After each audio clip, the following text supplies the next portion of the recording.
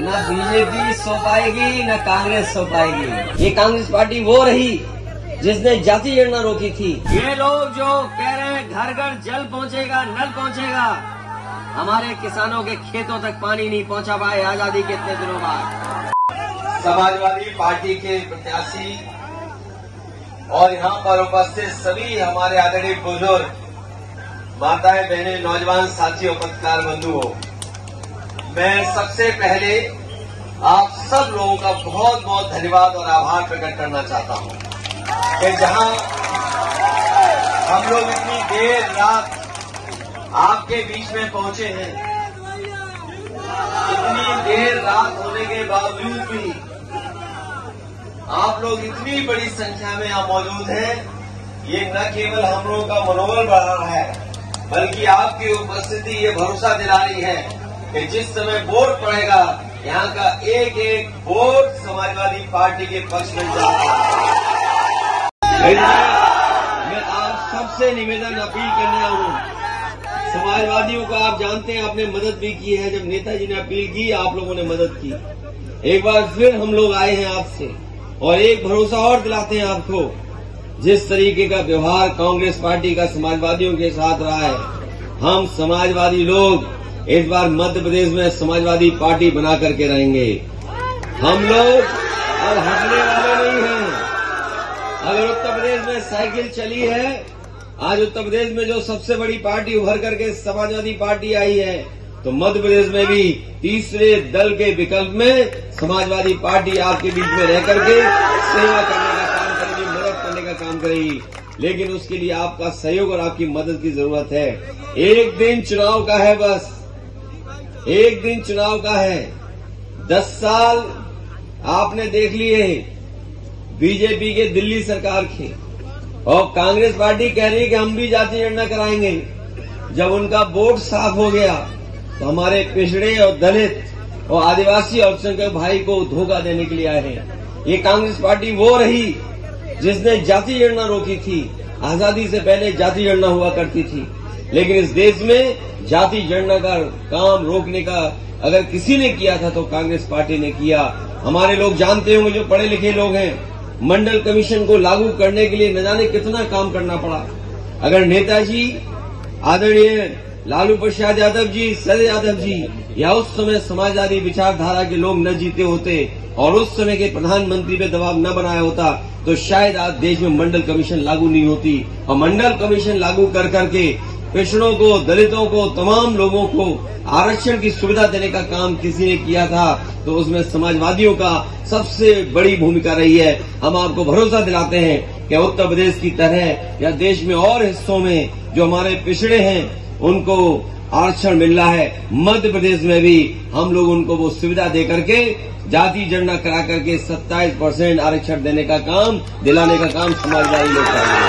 अम्बेडकर जी जो संविधान दिया था, उस संविधान के तहत अपने दलित भाइयों को और पिछड़े भाइयों को अधिकार दिलाने का काम समाजवादी लोग करेंगे। मध्य प्रदेश में हमारे पिछड़े आबादी के लोगों को 27% आरक्षण नहीं मिलता। बगल में मध्य प्रदेश है, मध्य प्रदेश के बगल में उत्तर प्रदेश है, वहां पर आबादी को 27% आरक्षण मिल रहा है पिछड़ों को, लेकिन आपको नहीं मिल रहा। ये लोग जो कह रहे हैं घर घर जल पहुंचेगा, नल पहुंचेगा, हमारे किसानों के खेतों तक पानी नहीं पहुंचा पाए आजादी के इतने दिनों बाद। आज भी हमारा किसान दुखी है, पानी को लेकर के, बिजली को लेकर के, और ट्रांसफार्मर फूक जाए तो महीनों इंतजार करना पड़ता है, तब ट्रांसफार्मर बदलता है। और बिल कितना देना पड़ रहा है बताओ? बिजली का बिल कितना देना पड़ रहा है? कह रहे हम, इसलिए समाजवादियों ने उत्तर प्रदेश में हमने किसानों की सिंचाई माफ कर दी थी। बताओ, सिंचाई के लिए कोई पैसा नहीं देना पड़ता था। आपने बताया उत्तर प्रदेश के लोगों कि हमारे यहाँ सिंचाई माफ थी, 1 पैसा नहीं लगता था। और यहाँ पर कोई घटना हो जाए तो पुलिस, पता नहीं घटना हो जाए उसके कितनी देर में आती है,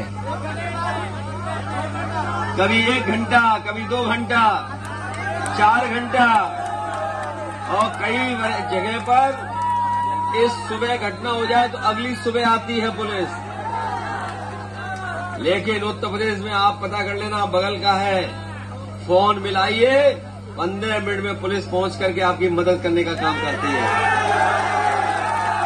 और यही नहीं, समाजवादियों ने ऐसी सड़क बनाई थी कि जिस पर हवाई जहाज उतर जाए। अगर कभी युद्ध हो जाए पाकिस्तान से, चीन से, हमारे एयरपोर्ट बंद हो जाए तो हवाई जहाज कहां से उड़ेंगे। अगर किसी ने रास्ता खोजा और निकाला तो समाजवादियों ने इस तरह का रास्ता निकाला और सड़क को हवाई जहाज उतारने के लिए मौका दे दिया। आपने देखा होगा देश के प्रधानमंत्री उत्तर प्रदेश में वायुसेना का सबसे बड़ा हवाई जहाज लेकर के उतरे थे। वो सड़क अगर किसी ने बनाई थी तो समाजवादी लोगों ने बनाई थी। बताओ, मध्य प्रदेश में 20 साल में कोई ऐसी सड़क बनी हो जहां पर हवाई जहाज उतर जाए तो बताओ हमें। कोई सड़क बनी हो तो बता दो। हम तो अपने नौजवानों से कहेंगे, जो मोबाइल चलाने वाले लोग हैं, गूगल करके देखना, बताओ सड़क पे हवाई जहाज उतरा था कि नहीं उतरा था। वो सड़क कभी नेताजी का जन्मदिन मना था तब उद्घाटन हुई थी ऐसी सड़क। इसलिए हम आपसे कहना चाहते हैं कि मध्य प्रदेश में अब बेरोजगार नौजवानों के साथ साथ बेरोजगार बाप की भी संख्या बढ़ गई। नौजवान जिन्होंने पढ़ाई पूरी कर ली, पढ़ाई पूरी हो गई, उम्र बढ़ गई तो घर परिवार के लोगों ने शादी कर दी, वो पिता बन गए, लेकिन आज भी नौकरी नहीं मिली उन्हें। बेरोजगारों के साथ साथ बेरोजगार बाप की भी संख्या मध्य प्रदेश में बढ़ गई। अगर कोई दोषी है तो पूर्व में जो सरकारें रही हैं वो दोषी हैं। इसलिए विकल्प के रूप में साइकिल की मदद करो आप लोग। यहाँ से बदलाव, परिवर्तन का संदेश जा रहा है। मुझे खुशी इस बात की कि इस बार मध्य प्रदेश की जनता ने भारतीय जनता पार्टी को हटाने का फैसला ले लिया।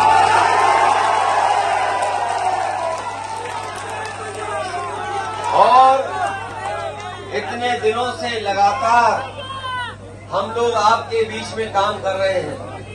समाजवादी पार्टी के लोग लगातार आपके बीच में काम कर रहे हैं। ये हमें महसूस हुआ है कि इस बार अगर हम लोग चुनाव में आए हैं, हम लोग इसी तरह आपके बीच में रह करके बीजेपी और कांग्रेस के बीच में अगर कोई विकल्प के रूप में पार्टी तैयार होने जा रही है तो वो आपके आशीर्वाद से समाजवादी पार्टी। साइकिल को भूल तो नहीं जाओगे आप लोग। आज के कार्यक्रम के बाद न बीजेपी सो पाएगी न कांग्रेस सो पाएगी, और अभी हम लोग भी जगते हुए जाएंगे। हम लोग नहीं सोएंगे न उन्हें सोने देंगे जब तक साइकिल यहाँ पर जीत कर चली जाएगी। जिताइए और मदद करिए, और जीतने के बाद हम लोग आपसे फिर मिल जाएंगे और एक बार फिर आपको धन्यवाद देंगे आके, और समाजवादियों की यहाँ से शुरुआत होगी। आप सबका बहुत बहुत धन्यवाद। याद रखना, किसान, नौजवान और महंगाई से लेकर के बेरोजगारी के तमाम वो सवाल हैं जिनका जवाब न बीजेपी के पास न कांग्रेस के पास है। न कांग्रेस ने पहले घर बनवाए और उसी रास्ते पर बीजेपी चल रही है। हमें उम्मीद है कि तीसरे विकल्प के रूप में समाजवादियों की साइकिल की आप मदद करेंगे। बहुत बहुत धन्यवाद आपका।